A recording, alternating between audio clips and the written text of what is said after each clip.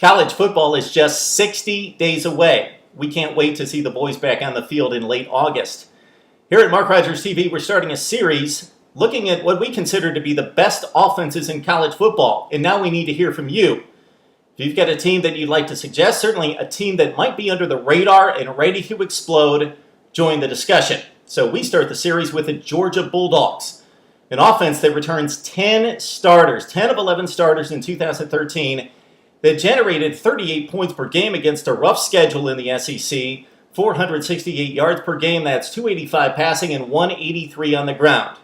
It, of course, all starts with quarterback Aaron Murray, who's entering his senior season, lit it up in 2012. Almost 4,000 yards passing, 65% completion percentage, 36 touchdowns, 10 picks.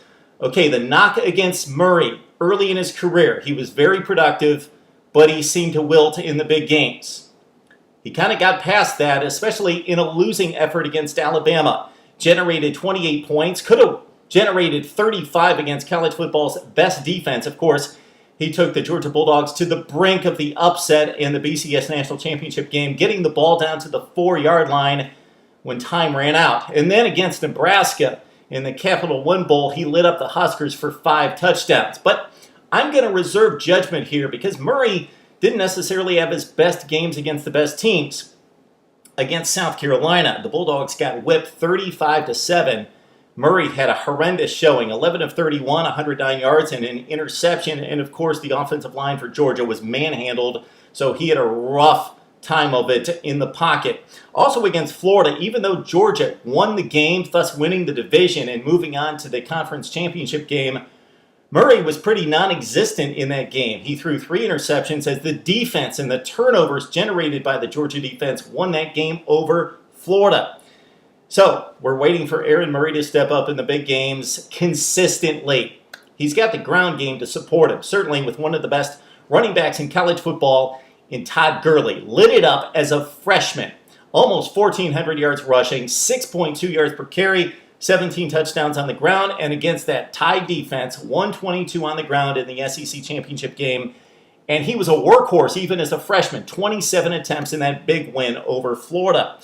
His backup's not too bad either. He was actually vying for the position in his freshman season in August coming into 2012. That's Keith Marshall.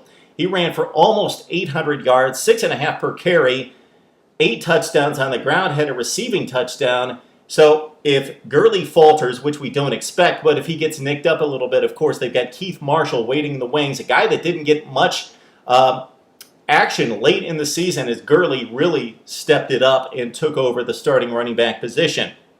All right, the one loss that we mentioned on offense is Tavares King, the leading receiver last season. He caught 40 for 572 and 4 touchdowns. He's gone, but plenty of replacements, plenty of speed and athleticism on the outside for Georgia. It starts with Malcolm Mitchell, who caught 40 for 572 and 4 touchdowns. And this is a guy that started 2012 in camp as a corner, transitioned to wide receiver, ended up catching 45 passes for 4 touchdowns, led the team. So he's only going to get better as he learns the nuances of playing wide receiver in the SEC. Then you've got Michael Bennett. As a sophomore, he was leading the team at the time with 24 catches, 345 yards, and 4 touchdowns before he tore his ACL. That was a severe injury, obviously, and Bennett missed most of spring practice. He finally got some work in the final week, but he should be ready to go in August.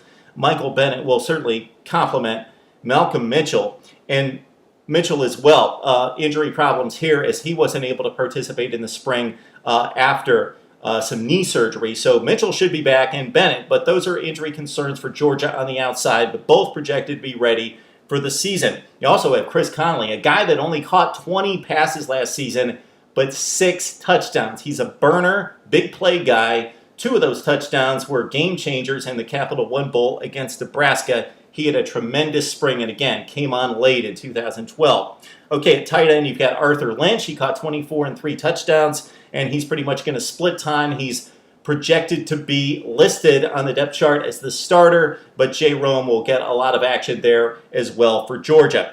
Okay, the offensive line. Going into 2012, this was a mystery because they lost 3 starters that were all drafted. So a lot of talent, a lot of experience there. the key reserves coming back in 2012 basically had no real experience. So the offensive line was a huge question mark, but stepped up big in 2012 to lead this team. Now in 2013, completely different scenario. All 5 starters are back. 4 of them played all 14 games. 1 played the other 12 out of 14, and it's led by David Andrews at center. He's an all-conference performer. You've got Canarius Gates, Dallas Lee, John Theus, and Chris Burdett, the one player who missed 2 starts up front. Not only is Georgia set with the 5 starters coming back, but all the key reserves are back as well. The 5 main backups for this Georgia offensive line, all back, and all got quality playing time in 2012. Okay, the SEC schedule, of course, is brutal. You've got LSU, you've got Florida, Vanderbilt with one of the best secondaries in the country, going to be a big challenge for Georgia, and of course South Carolina. But most of those teams lost all sorts of NFL-type talent. Now, of course, we know that the backups, the replacements, are going to be great for those teams, but expect those teams, LSU, Florida, and South Carolina in particular, to not be top 5 defenses in the country. They're going to be very good, certainly, but Georgia could take advantage, and this is coming off, again, the highest scoring offense in school history in 2012. It starts on August 31st with a huge game against Clemson, and the challenge for the Georgia offense in this game is not necessarily against the Clemson defense, which is typically porous. It's trying to keep up with that Clemson offense. Need to hear from you now. Best offenses in college football. Talk it up on Mark Rogers TV.